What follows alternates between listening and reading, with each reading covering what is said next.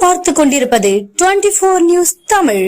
சர்வதேச கடலோர தூய்மை தினத்தை ஒட்டி நாகை புதிய கடற்கரையில் பல்கலைக்கழக மாணவர்களோடு தூய்மை பணியில் ஈடுபட்ட நாகை நகர்மன்ற உறுப்பினர் கடற்கரைகளை சுத்தம் செய்ய மக்களை ஊக்குவிக்கவும் உலகின் பெருங்கடல்கள் மற்றும் நீர்வழிகளை பாதுகாப்பதன் முக்கியத்துவம் குறித்து விழிப்புணர்வை ஏற்படுத்தவும் இன்றைய தினம் ஆண்டுதோறும் சர்வதேச கடற்கரை தூய்மை தினமாக கடைபிடிக்கப்படுகிறது.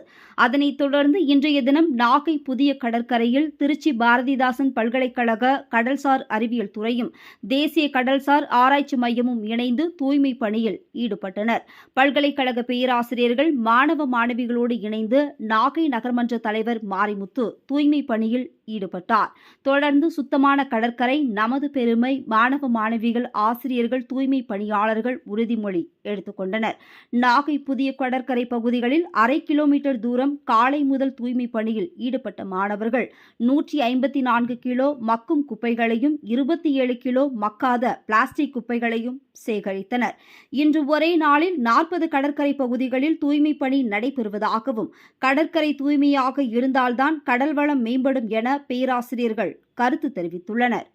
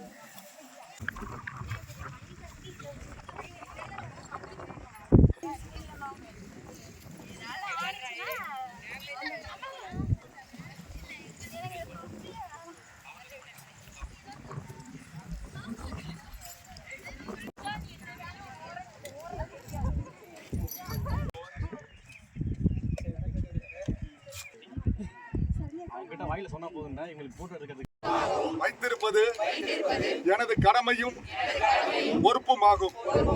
பொது இடங்களில் குப்பை கொட்டாமல் இருப்பதே நகர தூய்மைக்கான முதற் காரணம் என்பதை நான் நம்புகிறேன். தூய்மை பணிகளுக்கு என்னை அர்ப்பணித்துக் கொள்ள என் நேரத்தை ஒதுக்குவேன்.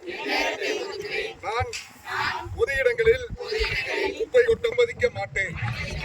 குப்பையை வீட்டிலேயே பிரித்து நான் பங்கேற்பதுடன் என் குடும்பத்தாரையும் சுற்றத்தாரையும் முழு ஆர்வத்துடன் பங்கேற்க ஊக்குவிப்பேன்.